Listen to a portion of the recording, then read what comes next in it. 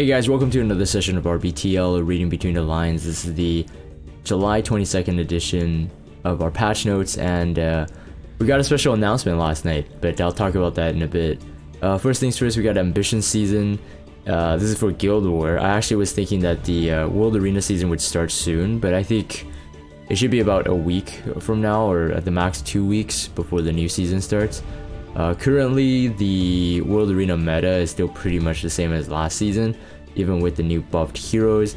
So I'm just kind of curious of, like, you know, with the special announcement we got, with the Summer Assyria still yet to be announced, and a balance patch on top of it about mid-season. I'm just curious what the meta will look like. So kind of excited for that. Otherwise, I think that overall most people are still a bit burnt out from last season of World Arena. I know I'm talking about Guild War here, but whatever, it's Guild War. I was expecting still increased rewards if possible, so more incentive at least for the people that have been playing Guild War ever since the start of the game.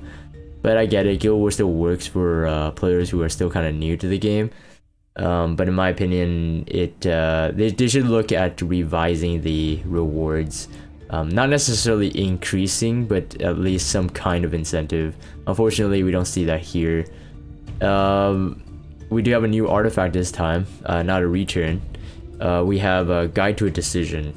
Only after seeing this art, I just started looking back on all the guild artifact artwork, and it's definitely kind of interesting. Like, there's a storytelling there if you haven't really checked it out. Basically, on all of the guild artifacts, so Proof of Valor, Victorious Flag, Symbol of Unity, Warhorn, they all have like the same, not necessarily the same people, but they have the same armor.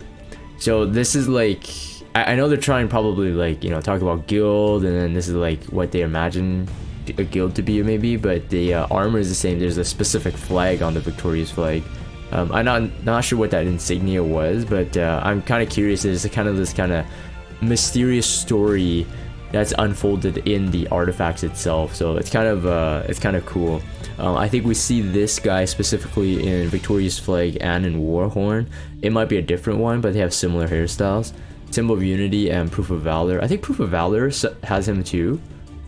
He's the one kneeling down in Proof of Valor. It looks like the same hairstyle, but in Symbol of Unity, it kind of breaks the pattern I was looking at. It has two females, but also in the same armor, so it's kind of interesting. This artifact itself does, at the start of the battle, has a 100% chance, assuming that you're using the max limit break, and I think you would. In this case, it would be a 75% if you have a plus 15, so in case you keep 2 copies of this, you have like a plus 15 one and then like a plus 27 one. Plus 27 I think will be at a 95%, but the plus 15 will only might be a 75%. For this artifact, I think be worth it. It would probably need the 100%, so I think this one would be, in the rare case, not one that you probably want to split up. You probably do want to max limit break this one. I know that some people did for Warhorn, or have the question, hey, do I max limit break it? And some people have did it for what's it called, Symbol of Unity. But I think most players are just going with the plus 30, plus 30. Proof of Valor, I know myself, I broke it up into 2, so 1 plus 15, 1 plus 27.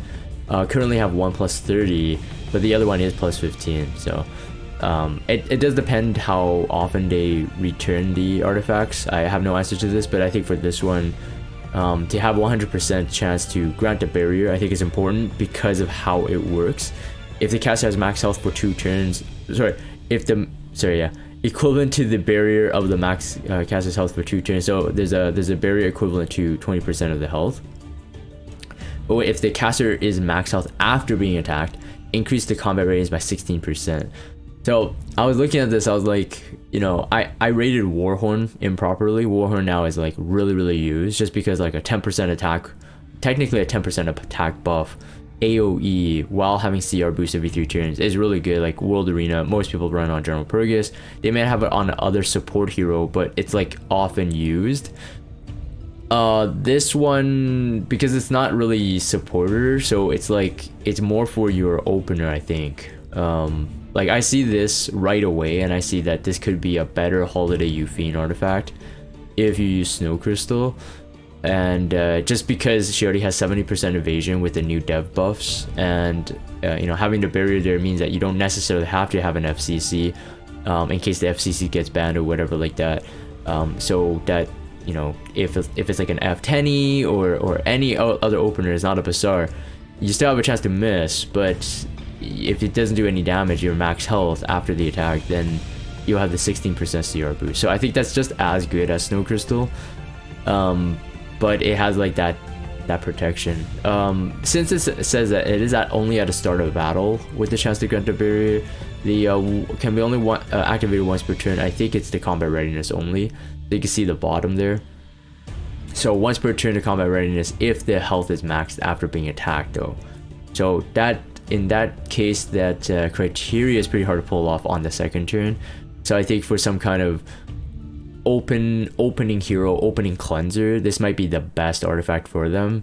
So like if you run a Kitty Clarissa for example, and it's like high enough ER, and you're kind of worried about the speed tuning, this might be the best thing. I definitely think that this is more of a PvP artifact, more obvious of a PvP artifact than Warhorn was, at least to me, since it's like the start of the battle, so like first turn sort of scenario. I think this could be used on a ton of heroes. I just think that Holiday Youthing is the one that came to my mind, but I think it definitely can be used as a support artifact in a burst fight in World Arena. The frames are kind of I mean, they've never been really good, but I think there was like a season in between that it was okay. So this is the Skyward season 1, so the one that just had just ended. I guess the top one here, that one's not bad. I don't know about the brown one though. There's already a lot of for memes, there's a lot of brown frames, but I won't tell you what that brown is trying to be. Anyways, let's just move on.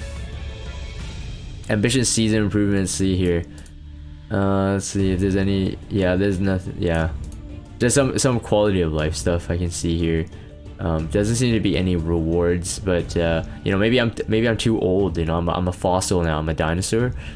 Just expecting some kind of more incentive. I think like an increase, slight bump in Mystics. I'm not saying a lot. Slight bump in Mystics would be pretty good, just because of our economy right now in terms of like getting an ML5 and Mystic banners being the way they are. I think it's pretty important, but you know, it doesn't feel that like Smilegate is trying to be stingy in terms of ML5. There's multiple ways to get them now. It's just that like it's as the hero roster keeps like increasing, some players are still very behind. Just increase slightly of the Mystics, I think, could also help just the mentality in terms of doing guild war, at least for endgame. So a lot of endgame players I know, and especially at preseason, I mean, no one really cares, but even in the regular season, some of the top guilds that were in the past, like they hardly care. Most people are focusing on RTA, which I think is the healthier approach. Yeah, people who feel the same way will know what I mean. People who have no complaint about guild war, of course, they're just gonna think I'm complaining. I think that over time in any sort of economy in Epic 7, we have seen reward upgrades. Even the login, heck, even the login has upgraded rewards. It just feels like guild war hasn't been really focused on in very long time. But we got the return of the side story. Unfortunately, that you have to actually kind of do it. So this is the side story that we got last year that was new. So I guess it's because it's the second year it's new, so for newer players, you know, to grind it, that'd be great. The side story was like very long to me, at least that's how I felt, but you know, I never really like grinding side stories. I like the stories in the side stories.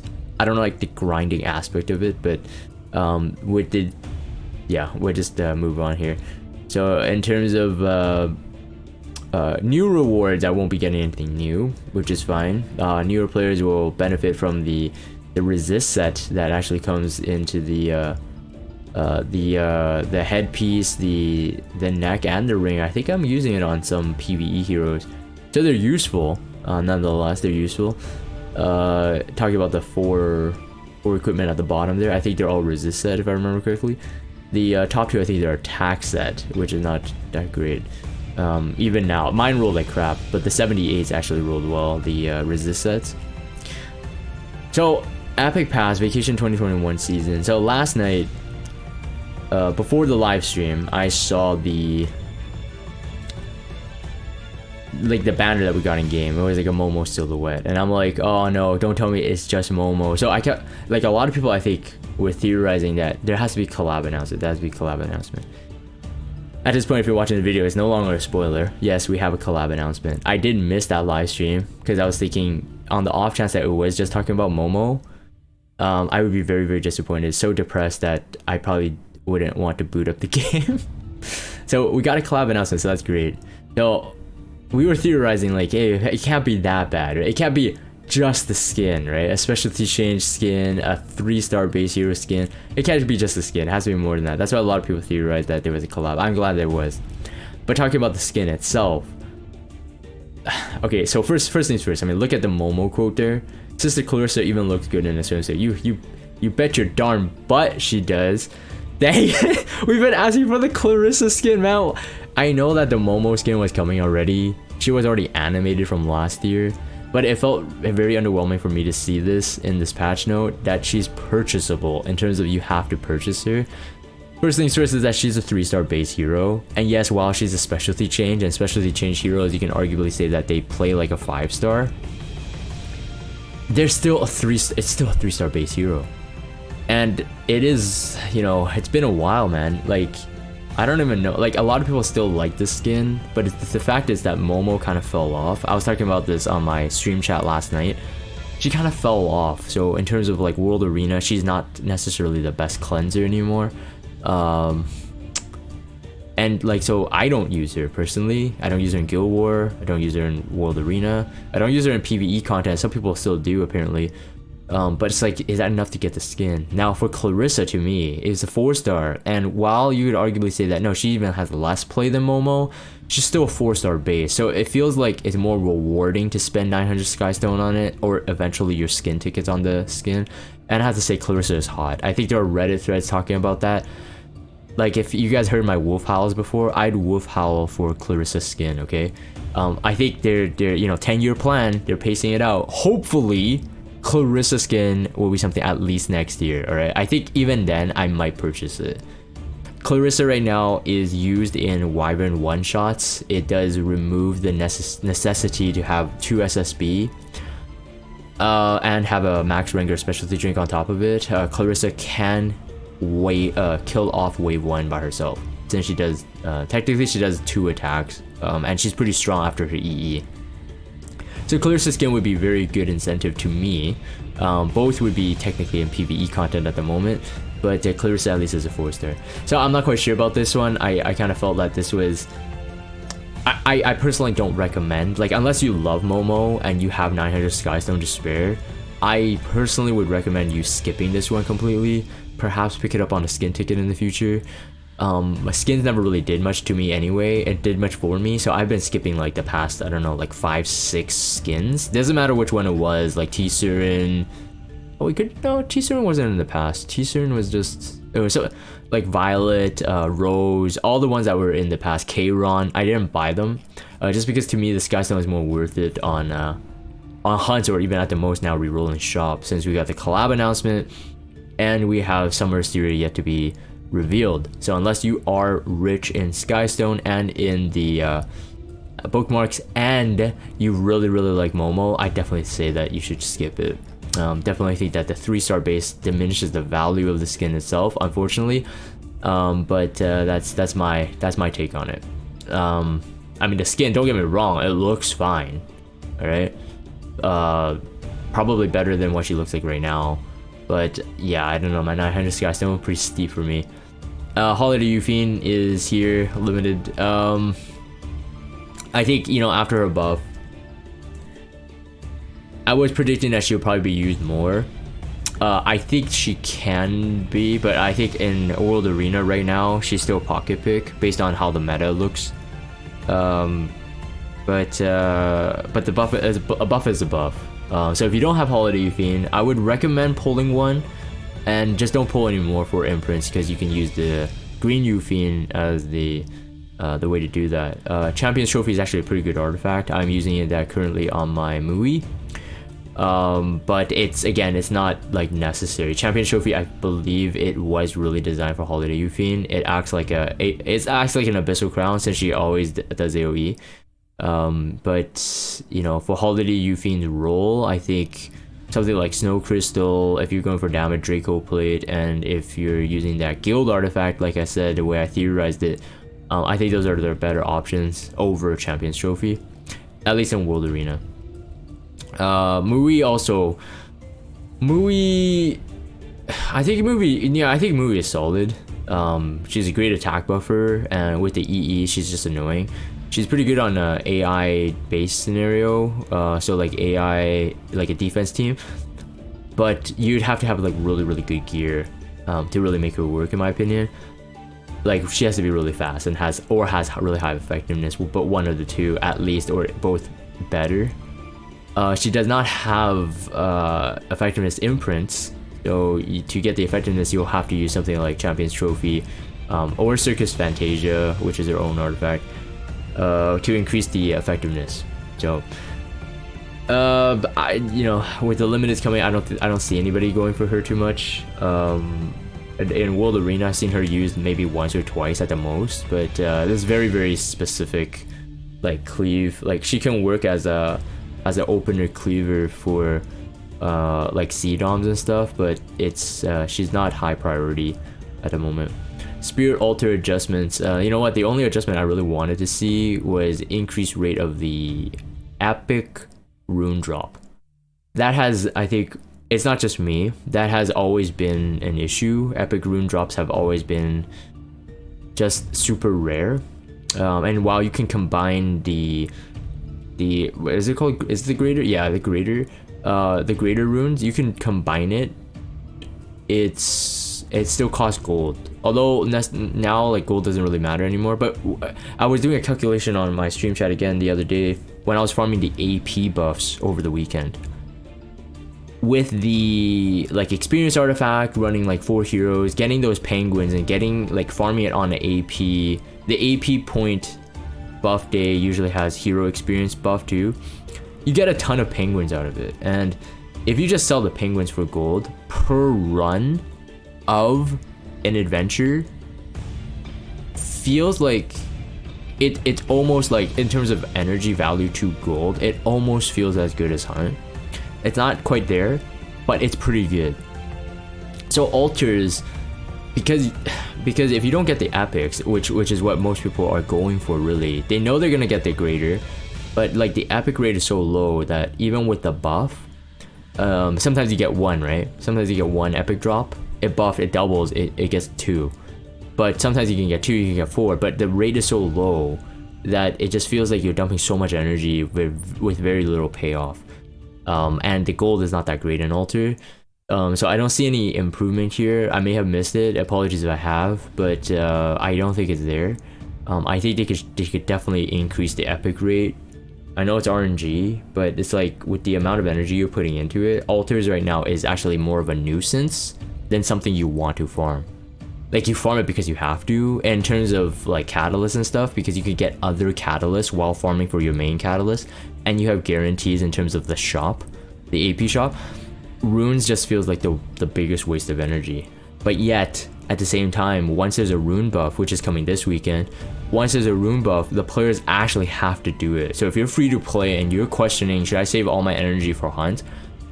If there's a buff day, you farm as much energy as you can. Not saying that, you know, go dry with Skystone, like refresh all your Skystone for it, but go as far as you can in terms of your free energy and just farm the altars.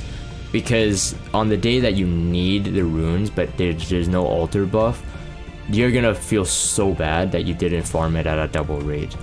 So it's unfortunately that we're kind of pitching a corner where we don't want to spend the energy on altars because it's just really bad returns, but we have to do it, especially if there's a buff day, which is coming again this week.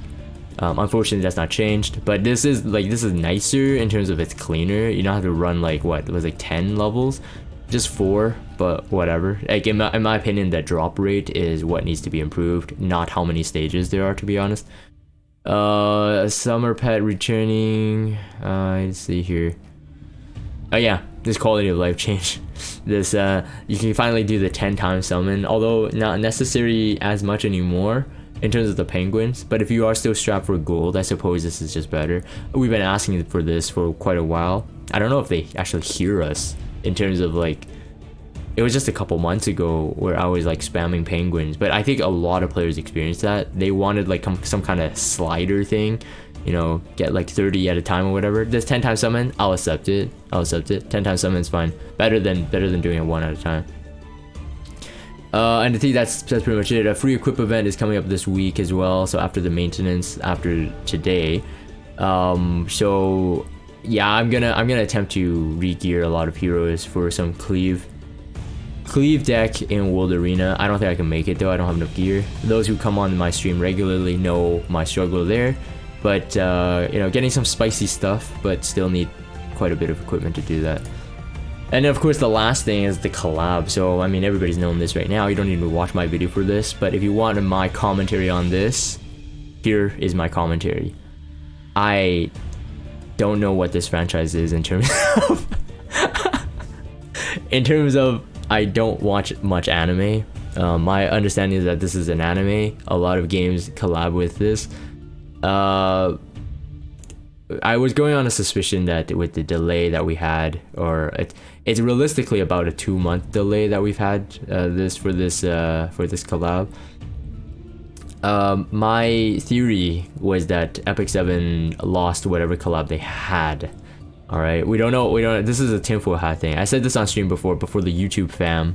This is my theory before, that they lost whatever collab they had, because to my knowledge, if there is some kind of embargo date on a game or a collab, it would usually be a brand new IP, because like both parties have to have the marketing aligned before one spoils the other.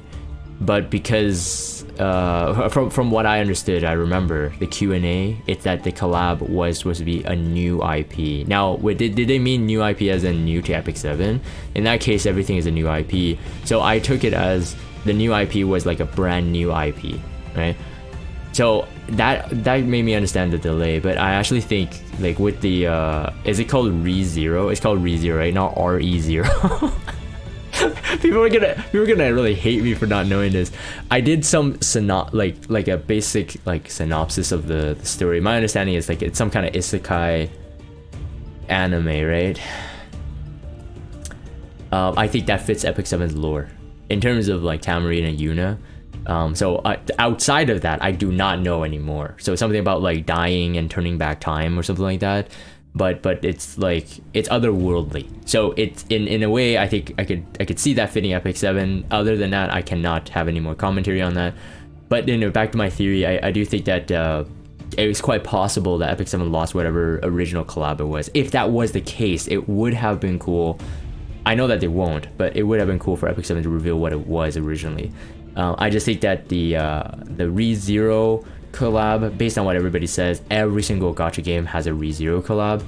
It just feels like it could have been a last minute thing. I was suspecting that Epic 7 had realized that they lost the original IP, and then they were like panicking and looking for any IP that were willing to collab. That was my theory, but that's just a theory. So don't you know, and it doesn't matter. At the end of the day, we got a collab, and I'm kind of glad that it came at this point, because I know that there were a lot of players that were just saying that if we didn't see a collab info or anything else, like they would just boom. For whatever you can take out of this, if you're a player that is excited about this collab, that's great. I can't wait to see the heroes. Again, like I said, I'm very unfamiliar with the franchise. So just seeing the heroes itself and just seeing what they do, to me, will be good enough. I'll leave the experts, the anime, and people who actually know what this is, to tell me if the skills that eventually the heroes are released with, the skills are like make sense to the lore of the actual franchise. Anyways, that's pretty much it for this episode of Reading Between the Lines. Hopefully you guys did enjoy that. Of course, I wanted to save the my my ignorance of this collab for the end. But let me know in the comments down below. What do you guys think about this collab? Are you guys excited about it? From what I see on some Discords, most people are okay with it. But I think it's like for people who are kind of neutral, they were just okay with it because at least there's something announced. So there's something to chew on. But yeah, let me know your thoughts in the comments down below. I'm gonna end this here. If you guys have Discord, check out the Discord server. Follow me on Twitter, subscribe to YouTube if you haven't. As always, thank you guys for watching, and I'll see you guys next time.